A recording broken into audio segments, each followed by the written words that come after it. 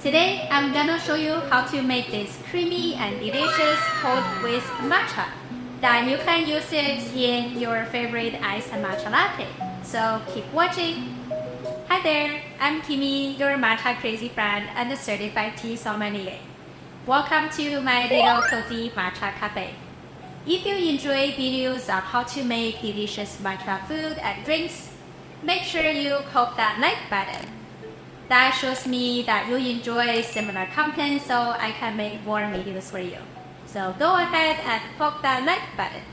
Cold whisk matcha is a fantastic way to have a smooth and creamy matcha latte by just taking one day in your usual process. You can skip the hot water and simply whisk matcha with cold milk instead. Then you get that smooth, rich texture that you can add it to your iced latte. Plus, it's quicker and easier than you think. Let's jump right in. Okay, step number 1, you need to have a high quality matcha powder. If you want to make a good, high quality matcha latte, you need to choose the right matcha powder. You don't need to get the most expensive matcha powder on the market, but you do need to pay attention to the following points. The most important point is the color. High quality matcha tend to have a vibrant green color instead of dull yellow, brownish. Those are the indicator of low quality matcha. And then we look at the texture. You need to have a very fine, smooth texture instead of sandy texture. And then when you open the package, you can give a little smell. High quality matcha generally has a freshly cut grass smell. It's organic and sometimes give you a little CBD smell to it. Last but not the least is the taste. High quality matcha powder should have a fresh taste. A taste of vegetable, umami, organic, CBD, naturally sweet, and without any strong bitterness to it. Okay, so now you've picked your decent matcha powder and other items that you will need. You will need a milk or milk alternative and also sweetener. You can add a natural sweetener like organic cane sugar, honey, or agave. If you like the matcha latte that you have at your cafe, then we recommend that adding a little bit sweetener to enhance the matcha flavor. Step number 2, having the right tools or equipment. A fine mesh sifter to keep our matcha clump free. A bamboo whisk or electric frother to mix it into a perfect froth. Using a bamboo whisk to mix matcha and milk may require a thorough cleaning of the whisk, and it may result in shortened longevity of your whisk. A matcha bowl for whisking, and a tall glass or mug for serving.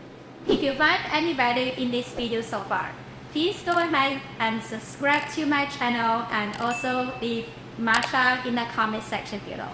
That truly helped me to grow this channel so I can share more similar videos for you.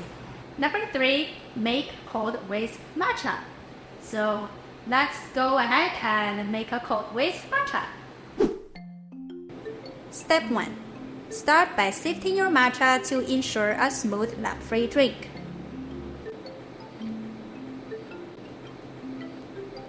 Step 2.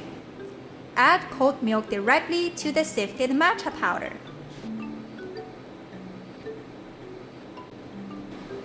Step 3.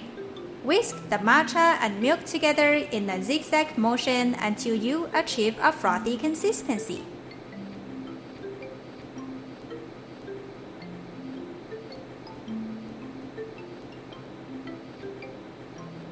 This might take a bit longer than the hot water, but the result is worth it.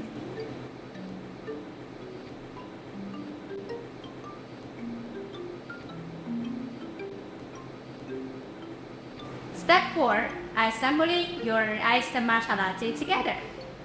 Fill your glass with ice.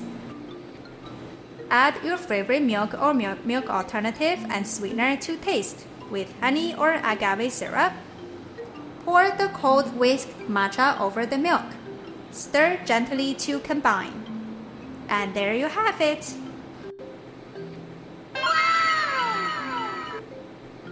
and this is the ultimate way to enjoy matcha on a hot day. Before we ending things off, there are 3 mistakes to avoid when making cold whisk matcha. Mistake number 1, using low quality matcha. Using low quality matcha will result in a dull flavor and color. So when you make cold whisk matcha, make sure you use a good ceremonial grade matcha. Mistake number 2, not sifting your matcha powder. Sifting matcha will create a super smooth, club-free matcha paste. So make sure you don't skip this step. Mistake number 3, improper ratio. Ensure that you use the right amount of matcha powder with milk to ensure a balanced flavor. Too much matcha would result in the bitter taste. Too little matcha will have no flavor. Okay, there you have it. Today, we went through a lot of things in a short period of time. There's no way I could cover everything in detail. If you're serious into learning more about the matcha history, the processing methods, and step-by-step of making the perfect matcha apple, please subscribe to my channel so that I can make more similar videos for you. I hope you enjoyed the videos today. And if you have any questions, feel free to leave in the comment section below. Thank you, and I will see you in the next video.